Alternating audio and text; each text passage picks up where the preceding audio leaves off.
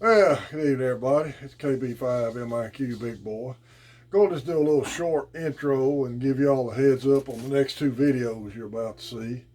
One's going up tonight, and the next one I got to do a little editing on it. It'll probably go up tomorrow night. Made a couple of videos at our field day operation at WD5HKV's QTH today. We had a real good day.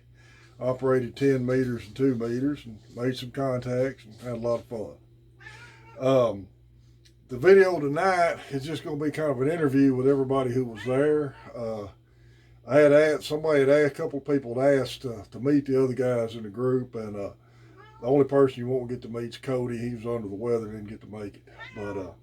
But this video tonight is just an interview with the guys about ham radio. I hope y'all enjoy it.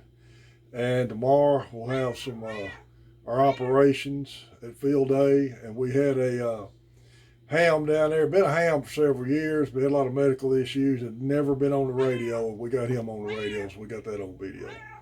Guys, I appreciate every one of you who subscribed to the channel, and I hope y'all enjoy these.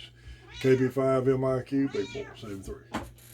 Hey everybody, it's KB5MIQ Big Boy. We out here at field day location, WD5HKV's QTH. We just had a heck of a good lunch. KFI TKY fried us a bunch of fish, and we've had a real good meal. And W5DLS Cody, I hated you was under the weather, buddy, and couldn't make this, so I wish you was here. I hope you get feeling better.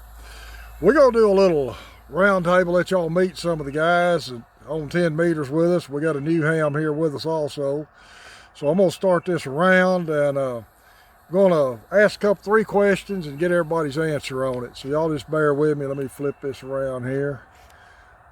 And we got WD5HKV Jeff, and that's one of my oldest friends. He's my Elmer and ham radio, got me in this. So Jeff, tell us how you got your start in ham radio. About probably early 1970s. That tells you how old I am. I was a kid, and got interested in shortwave listening and just radio in general. And I never had an Elmer really. My dad was he was a electronics technician through the Department of the Army as a civilian back then.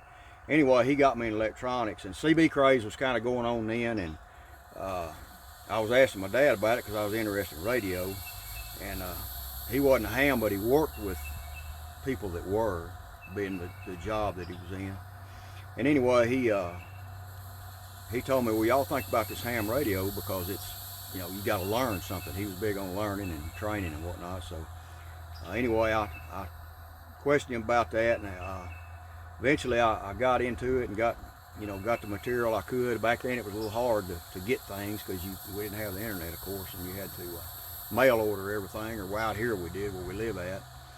And got the material and studied up on it, and I was probably about, I don't know, when I started, that was all 10, 12 years old. Now I got licensed by the time I was 15, about 15 years old.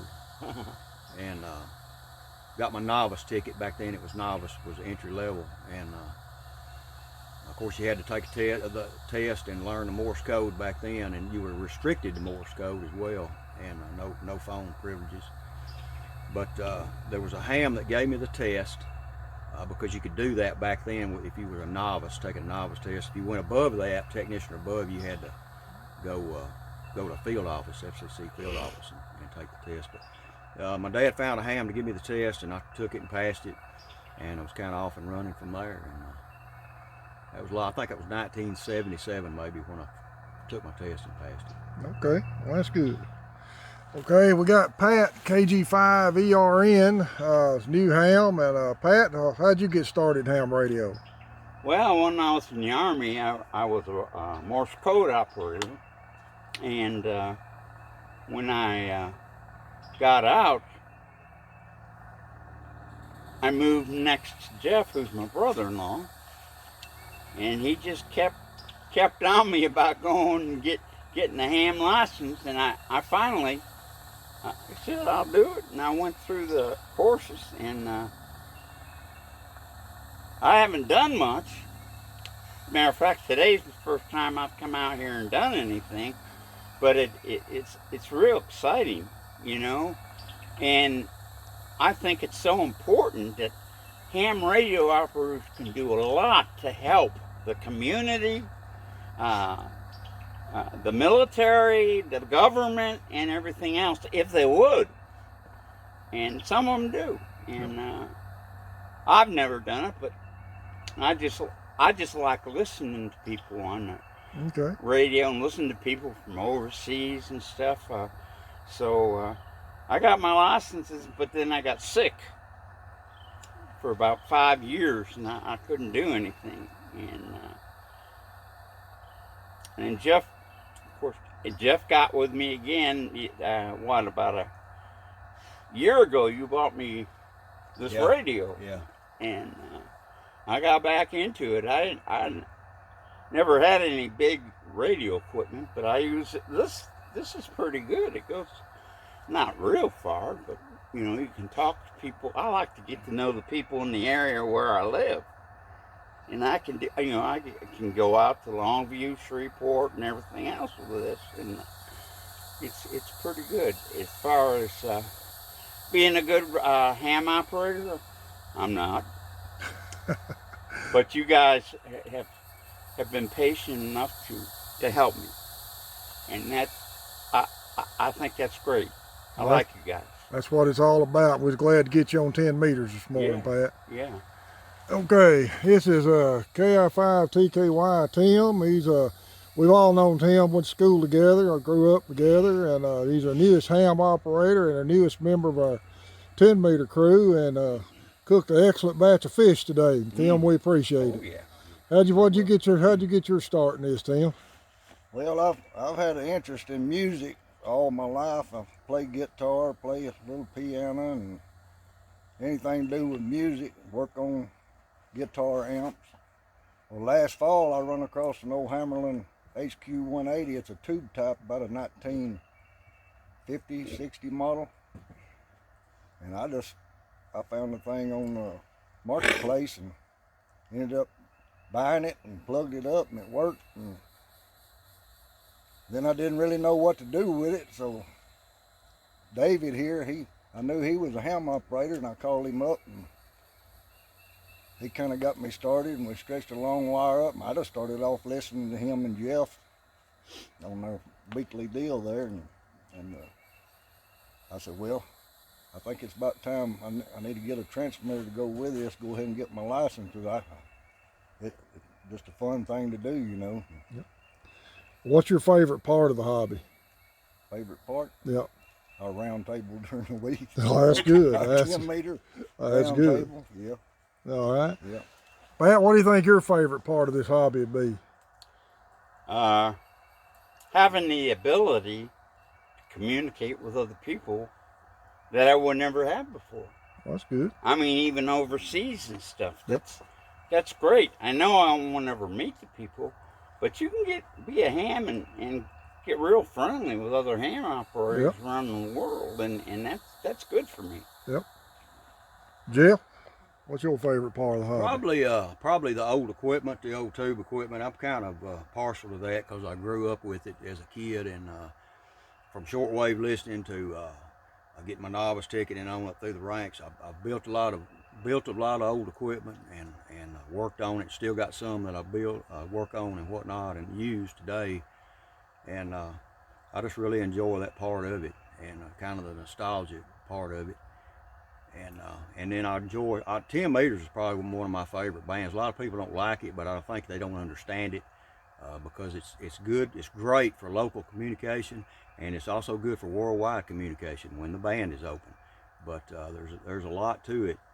10 meters that's there if people would be patient and give it a chance. There's a lot there to enjoy, but probably old equipment and repairing and working on that stuff, and then 10 meters probably. Well, you got any advice for new hams? Probably would be to read everything you can. I see a lot of stuff on social media, as y'all do, and a lot of people asking questions, and my advice would be to get your hands on any kind of reading material you can get related to the hobby, and if you go to ARRL website, I'm pretty sure you don't have to be a member. And there's a lot of material there you can get for nothing. I mean, it's all there. You can buy books from them. They've got a pretty good store, and then there's also just stuff in their archives you can get to learn. So read everything you can possibly get your hands on to read, and just kind of saturate yourself with it.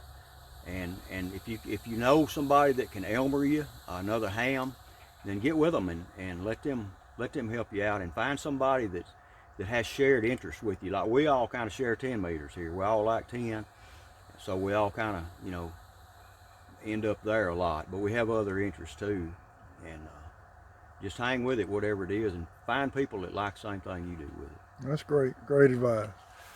Pat, you got any advice for new hams? Try it and you'll like it. All right, that'll work. Tim, what about you? You got any advice for new hams? Well, I know I'm not really giving advice, but I know being with you guys, it was a good opportunity for me because I had somebody there that was willing to help me and get started and everything. So search out, if you know a ham that's been in there a while, search them out, because I guarantee you they're going to help you if they can. Sounds good. Well, all right, y'all, let me wrap this up right quick. Well, that's everybody we got down here today, and I sure hate it Cody couldn't make it. And that's one bunch of good advice for guys, and it's one reason that we try to give these books away. In fact, when I hit 700, I got another hard copy of an ARRL handbook. I'm going to throw a soldering iron with it this time. Y'all, I appreciate everybody who watches the channel. This is KB5 MIQ Big Boy 73.